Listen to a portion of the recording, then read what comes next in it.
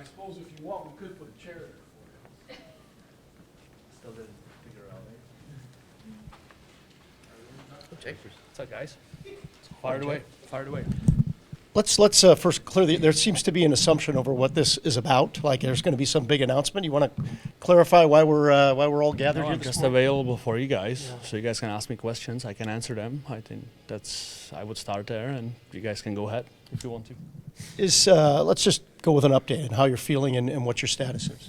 I feel okay. Obviously, I sustained a concussion in Finland, and after talking to too many people and many doctors, we came to the conclusion that as of right now, I'm not capable of, coming back, or I won't be coming back anytime soon. Obviously, I'm going to make my best efforts to try to do that, but it might be a long process. And as of now, I don't see myself playing in the near future.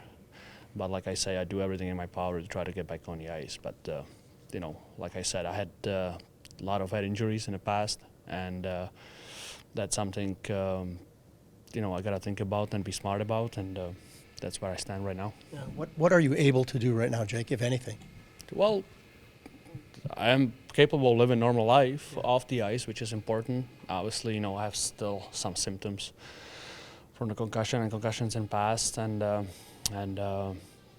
would like to keep those symptoms to myself and go from there. But it's I see some rumors that I'm in a tough spot or something.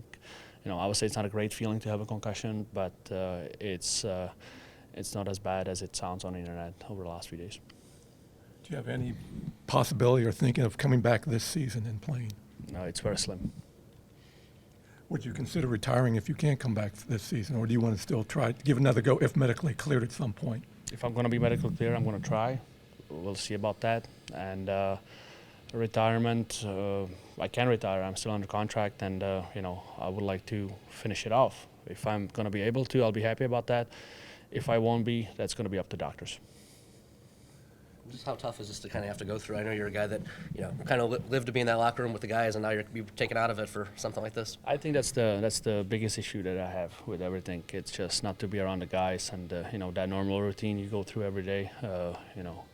Marquetta is getting sick of me at home as well, so we have to find a balance of that. And it's gonna be a long one, but like I said, it is what it is. I mean, I try to play through everything over my career, and I didn't miss many games. But obviously, with my head injuries in the past, it's pretty serious to take a look at, and just make sure I consider all my options for my future, and we'll see where it's going to take me.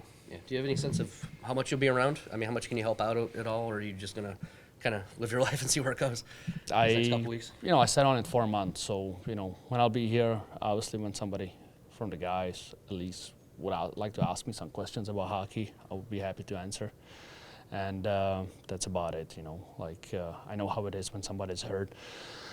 That usually you don't spend much time with your teammates, but it is what it is. So if somebody's gonna need my help or want my help, I'm here. If not, I'm completely fine with that. Jake, was this concussion noticeably different than other ones you've had?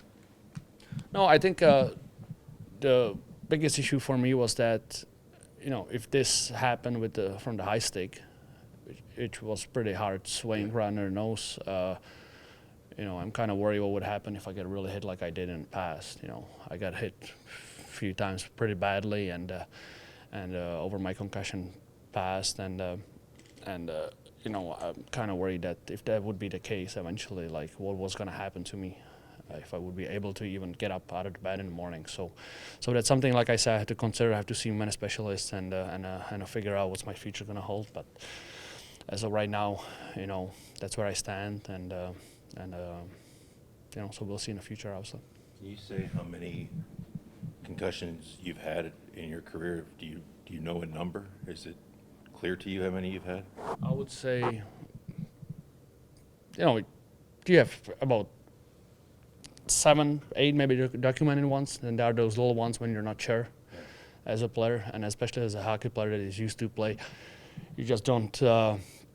You do everything in your power to get back on the ice, and sometimes maybe especially when you're young, you miss that judgment, and all those decisions, how soon I was coming back or when I was coming back out of those concussions, they were all up to me. And I always felt like as soon as I get on the ice and try to live a normal life and try to be part of everything that I'm used to be part of, it's gonna go away. And for most parts, that's how it was. Unfortunately, especially with the last one, that's not how it is. And now I have to find a way to live a normal life with that. Have you spoken, or will you speak to Rick Nash, who was sort of confronted with this same issue at the end of his career and made the decision to I spoke retire? to him right away in Finland before the game too, so that's how kind of tell you what kind of symptoms I had right away after the next day, right after that hit. So we had a conversation about it, and felt like I was speaking to the same person. So we both kind of had the same ideas or same opinions on those things, and what I went through with my concussions, what he went through with his concussions, and so there was a good chit chat with Nash. Yeah. Jacob, I can't remember too many guys who have enjoyed playing hockey as much as you do. A tough question, but are you at peace with not playing again if it comes to that? If it would come to that, unfortunately, I can't tell you that right now because it's not in my mind right now. It's really hard for me to judge it because, like I said, I still have a contract this year. I still have a contract next year, so there's a lot of time to recover from that. And usually I wouldn't say I'm a sentimental person that gets stuck on things if you can't do them. If I can't do them and people telling me I'm not allowed to, then I just move on and do something else. So, I think that's the right approach for me right here. And like I say, we'll see what the future holds. Can you say what sort of challenges you have right now, symptoms you have now that continue? I'm gonna keep them for myself. One day I'm sure I'm gonna be open about it, like I always was, especially with you guys in the media about a lot of stuff. I think I was guarding my privacy pretty good so far in my career, so I would like to keep it that way. And maybe there's gonna be the day when I open up about everything, and you guys gonna find out. You've talked about playing through some of these concussions early in your career. Knowing what you know now about them, any regrets at all that you did that early on? No, I don't regret anything, to be honest. When you're a young guy, you want to stick to the league. The game was way different when I started first 3-4 years, 5 years. So I was always saying as long as I was capable of lacing them up and kind of perform, I was gonna do that. So if there is a regret to it, no. I knew what I was doing, and everything was up to me. So I don't regret that. Even with that, I play over 1,000 games. I think the thing I take it proud of that I was always a good guy in the locker room, try to help out the others, and